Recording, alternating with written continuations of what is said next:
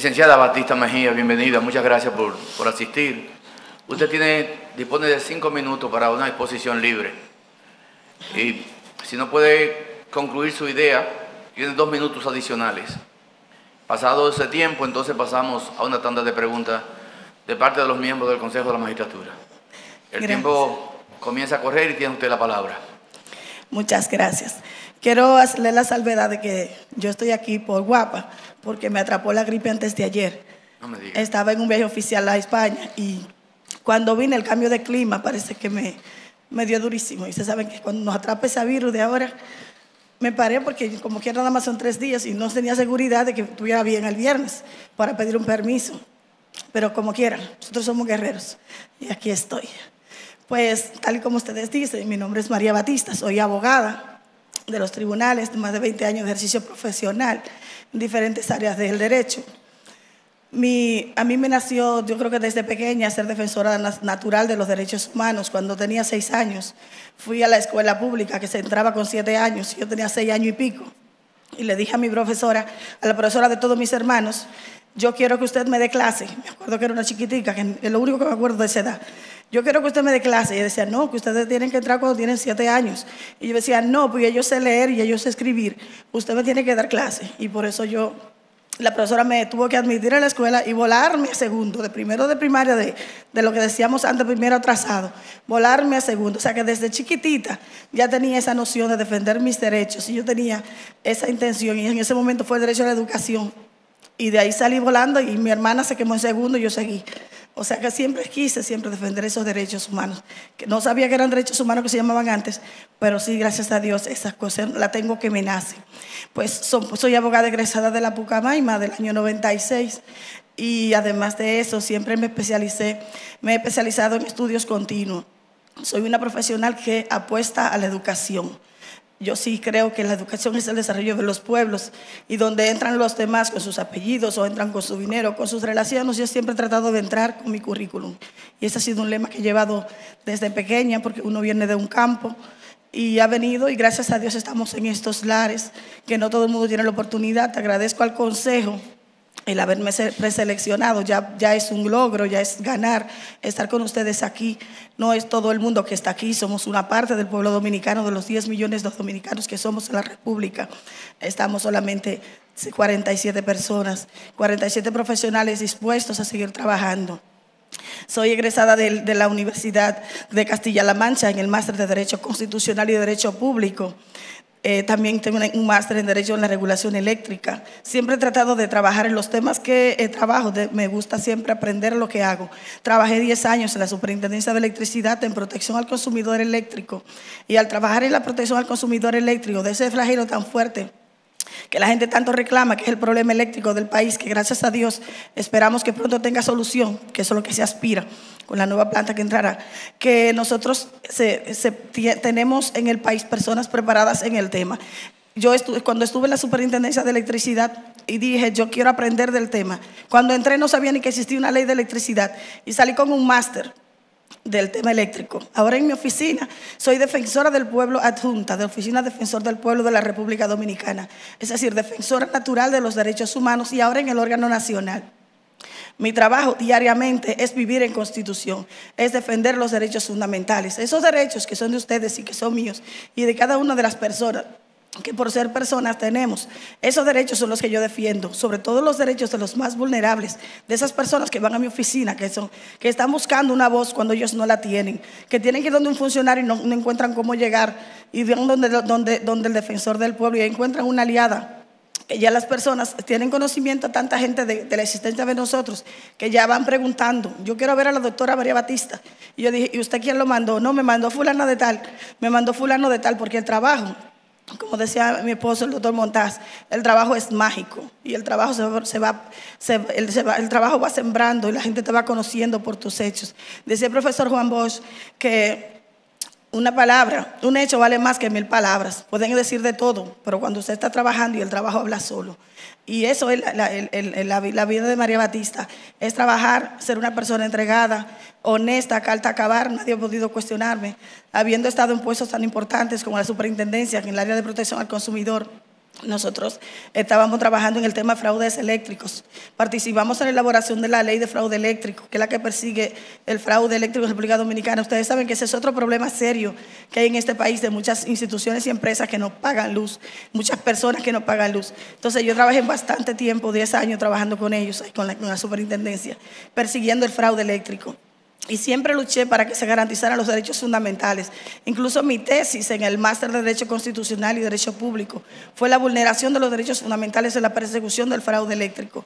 En mi mismo trabajo yo identificaba algunas vulneraciones y de ahí lo enfrentaba, siempre defendiendo los derechos. Licenciada, el tiempo terminó. Si entiende que le falta algo fundamental, utilice 2 minutos para eso. Sí, me falta algo fundamental, como principio de igualdad. Entonces, el caso es que esos derechos humanos, esos derechos fundamentales, siempre me ha caracterizado, incluso tengo mi grupo en Facebook, que es de protección a los derechos fundamentales y las garantías constitucionales. Aquí muchas personas podrán venir a teorizar, pero hay otras personas que vivimos luchando diariamente por la defensa de los derechos humanos. Los que vamos a Punta Caucedo detrás de las personas que están desalojando, los que vamos a los barrios a darle charla y enseñarles a que reclamen sus derechos. Entonces, por eso, al estar diariamente trabajando en el tema de defensa y protección de los derechos humanos, como facultad que tengo en el Defensor del Pueblo, ahora quiero ir un paso más adelante al Tribunal Constitucional. Ese tribunal que es que tiene el control de la supremacía de la Constitución, ese tribunal que lucha por la protección de los derechos fundamentales, que ese es su trabajo. Ese tribunal importante, el más alto tribunal del país. O sea, sería un gran reto y un gran logro para un profesional, después de ser defensor del pueblo adjunto, pasar a ser entonces juez del Tribunal Constitucional. Eso creo que es una aspiración que tengo, que me gustaría ir ahí a aportar al país, aportar mis conocimientos, porque casualmente recientemente, ahora vine de España, de Castilla-La Mancha, estuvimos haciendo una especialización en justicia constitucional, tutela de los derechos fundamentales, interpretación y tutela de los derechos fundamentales. En el tema académico, como ustedes se dan cuenta con el currículum, es sólido. Lo que me pasa a mí es que como estoy medio enferma tampoco puedo narrarle todo, pero sí, la preparación académica está sólida. En la práctica estoy trabajando diariamente con la protección de los derechos fundamentales. Soy una persona que todavía está joven, que quiere trabajar, señor presidente, una persona que quiere trabajar. O sea, no es que necesita trabajar, no, que quiere trabajar, porque yo soy profesional y como abogada sobrevivo. Pero yo quiero trabajar por mi país, sobre todo como me dijo un señor ayer, que me dice, doctora, mucha suerte si usted va para el TC. Y yo le dije, sí, gracias. Y me dice, pero a nosotros no nos conviene. ¿Y por qué? Porque a usted nos conviene aquí. Entonces yo hasta lloré porque yo sé que es verdad que uno trabaja diariamente con la gente, con la indefensión, trabajando los derechos humanos. Eso es muy emotivo.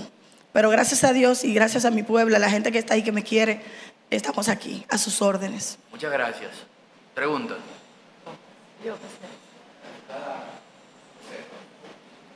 Buenos días.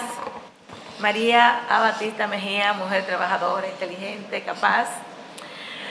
Usted trabaja en la Defensoría del Pueblo. Nos gustaría que usted se refiriera a esas funciones esenciales que tienen usted desde la Defensoría del Pueblo y que explicara aquí cuáles son los fundamentos constitucionales que tiene la Defensoría del Pueblo para la defensa de compasión que ha tenido sobre las Cuevas de las Maravillas. Ay, ay, ay. El presidente tiene un problema ahí con la doctora y en la Cueva de las Maravillas. El Defensor del Pueblo, ustedes saben que es una institución autónoma del Estado Dominicano con presupuesto propio y autonomía. Entonces, la Constitución nos ha designado ahí como Defensor del Pueblo con la intención de contribuir a la salvaguarda de los derechos fundamentales. Cuando esos derechos fundamentales son vulnerados por funcionarios públicos y otros entes de la administración pública. O sea, cuando hablamos de funcionarios públicos, no solamente hablamos del gobierno central, hablamos de órganos del Estado, otros órganos del Estado. Y también por particulares cuando se trata de intereses colectivos y difusos. Frecuentemente tenemos casos muy sonoros en el Defensor del Pueblo, muchos casos con el CEA, muchos casos con instituciones del Estado, otras instituciones del Estado donde tiene que ver con reparticiones de tierra, pero sobre todo la gente ha tenido mucha confianza en el Defensor del Pueblo y está yendo al Defensor. Nosotros tenemos ese ánimo siempre de ser esa voz, como les decía al principio, ser la voz de los que no tienen voz, estar ahí dispuesto para hablar por la gente que no puede hablar, por llegar donde ellos no pueden llegar, nosotros llegamos. Con nosotros ahí ellos han tenido un aliado, incluso recientemente, presidenta, cuando estuvimos estudiando en Castilla-La Mancha, una de las, y ahora también en Andorra, que estuve en una actividad oficial, se decía que el defensor del pueblo es un aliado de los gobiernos, porque los gobiernos tienen la idea de que el defensor del pueblo es un enemigo y no es verdad. Nosotros nos enteramos de cosas que a ustedes no les llegan. Es un aliado del funcionario, porque yo cuando llamo al magistrado Jean Alain y le digo, magistrado, mira, está pasando tal cosa, eso no puede seguir, eso está mal. Él me dice, no, eso no es así. Y si está pasando, lo corregimos. Entonces, él no se entera si yo no se lo digo como defensora que me llegó la información. Entonces, eso indica que si usted ejerce su cargo con criterio y con responsabilidad, que es lo que se busca donde quiera que uno esté, tener carácter y objetividad, aplicar los principios. Usted no puede ser que usted venga, aplique siempre los principios que le rigen, el principio sobre todo de la no discriminación. No discrimine, ejerza siempre con objetividad, no importa que sea blanco, sea prieto, sea rojo, sea blanco, sea de tal raza o sea de tal grupo de género, identidad, no importa. Usted haga su trabajo con objetividad, no importa donde usted venga, usted tiene que hacer su trabajo bien hecho donde quiera que esté, porque el trabajo es que va a hablar por usted. Y sobre todo nosotros en este país, que no tenemos apellidos, que lo que tenemos es el nombre. Y dicen, María Batista, ¿y quién es María Batista? Bueno, María Batista, defensora del pueblo adjunta, pero mucha gente no sabe ni quién es María Batista y mucha gente no sabe ni quién es defensor del pueblo. Pues una de las razones por las que yo apliqué al Tribunal Constitucional es para que el nombre ruede ya. María Batista, preseleccionada por el Consejo de la Magistratura para juez del Tribunal Constitucional. Entonces el nombre de María Batista está sonando, es una persona que califica para ser juez del TC, es una persona que tiene un futuro en este país, que quiere trabajar, que tal vez no ha llegado más lejos, porque muchas veces no te dejan llegar, ustedes saben cómo funciona este país y otros países, pero María Batista existe y es un activo humano que tiene el país y que está ahí tranquilo. Al punto, por ejemplo, de que antes de yo ser defensora del pueblo y defensora del pueblo adjunta, porque no quiero serlo con la doctora, yo soy defensora del pueblo adjunta. Antes de eso, por ejemplo, cuando hubo una tormenta aquí, que estaba Jesús Félix, mi amigo personal, como síndico, él estaba en la tormenta y estaba la barquita llena de agua. María Batista estaba acostada y le dice, y llamo a Jesús, Jesús, ¿dónde tú estás? Dice, aquí lleno de agua. Jesús, yo voy para allá ahora mismo. ¿Qué tú quieres para acá? Yo le dije, yo voy para allá, porque yo no puedo estar acostada en mi casa viendo tanta gente ahogándose en la barquita. Y me fui ese día y llegué allá al Ayuntamiento de Santo Domingo Norte, donde estaba Jesús y Danaide, y me integré a trabajar 2 días en esa tormenta para trabajar con la gente. Y él me decía, pero tú en vez de verlo por televisión estás aquí.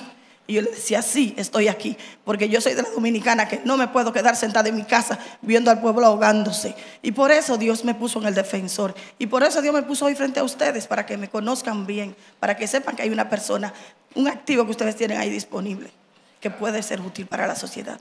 Muchas gracias.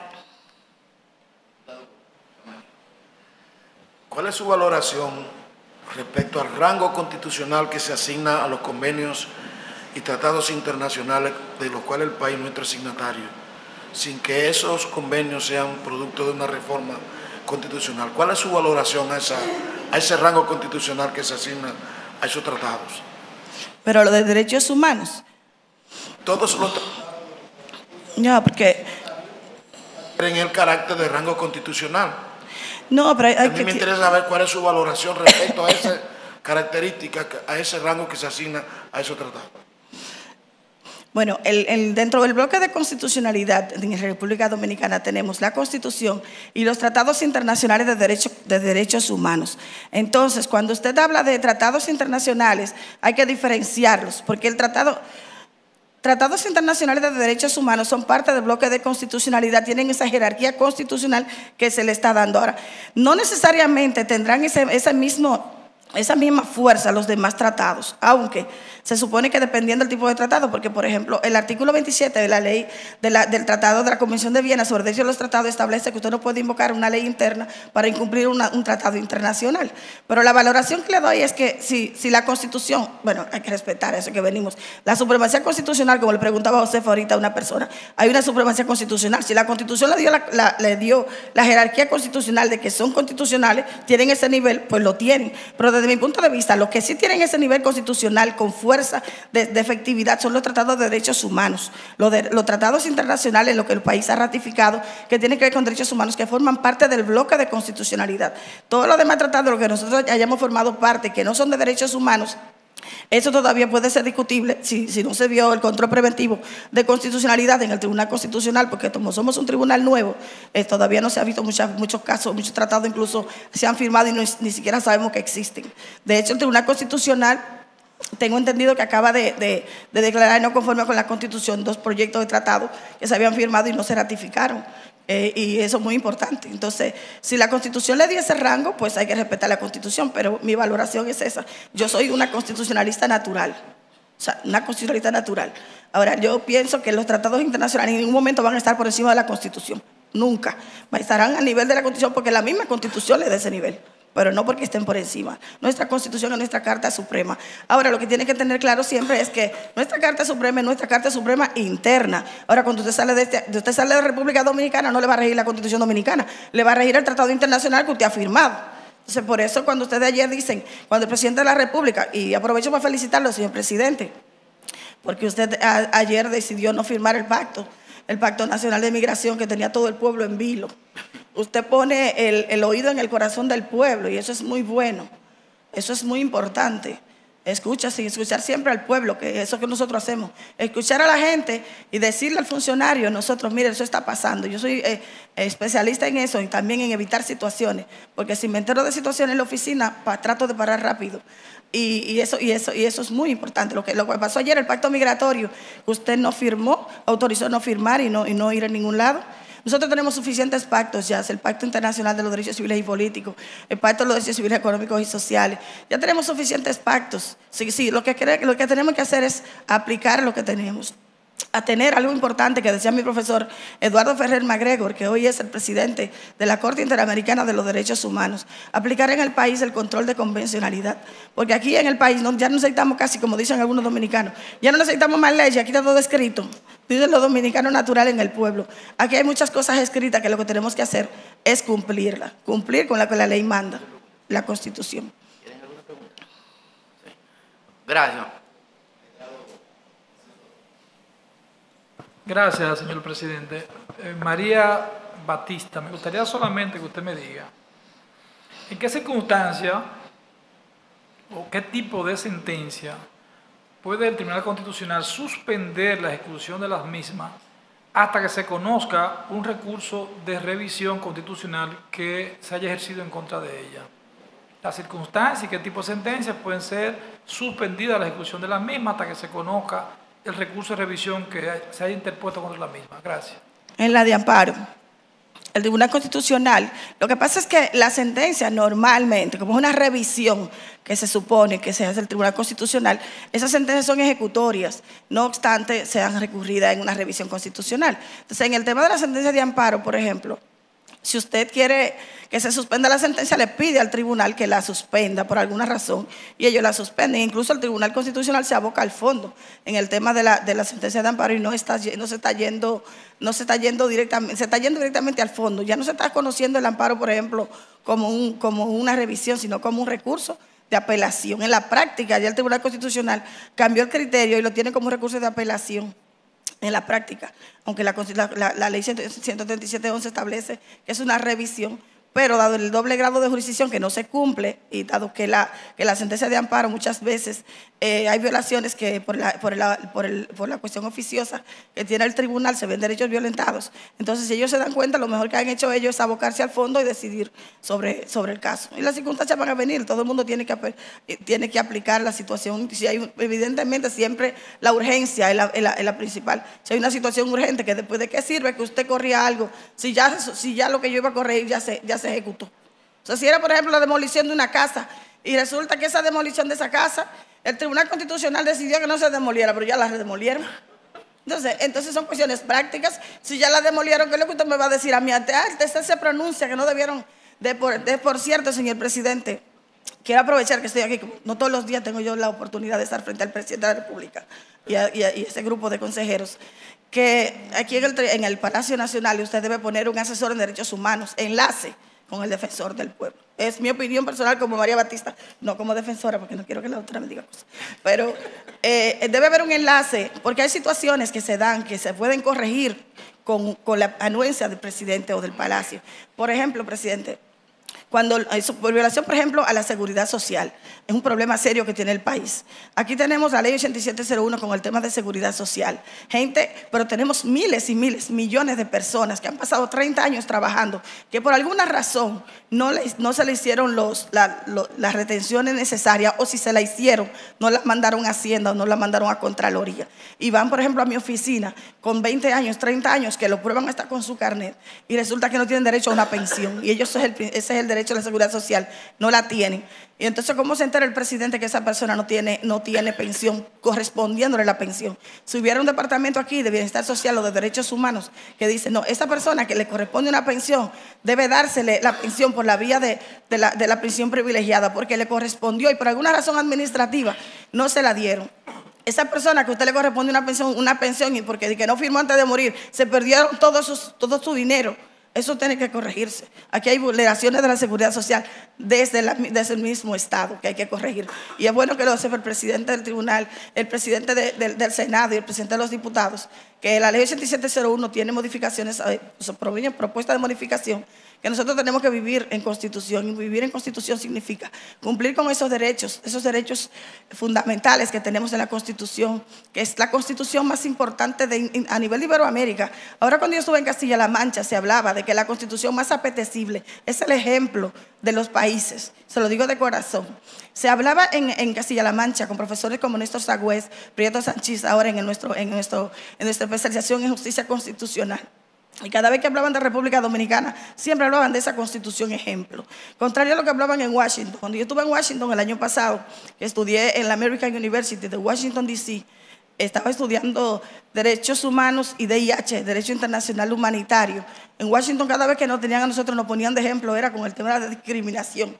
Yo tuve que decirle a una señora que era la directora de la escuela en una conferencia, yo le dije, usted no tiene otro ejemplo para dar que no sea la República Dominicana, porque en la República Dominicana no hay discriminación per se. Puede haber situaciones discriminatorias como en todas partes, pero nosotros no somos un país que tiene discriminación. Si usted me pregunta a mí, que tengo en mi casa, desde la seguridad hasta todo el mundo que es de nacionalidad haitiana, por ejemplo, no puede ser discriminación. Entonces, esas son de las cosas que, por ejemplo, en Estados Unidos nos atacaban mucho con ese tema, mientras que en España y en Europa nos alegran, nos agradan y nos felicitan por nuestra Constitución.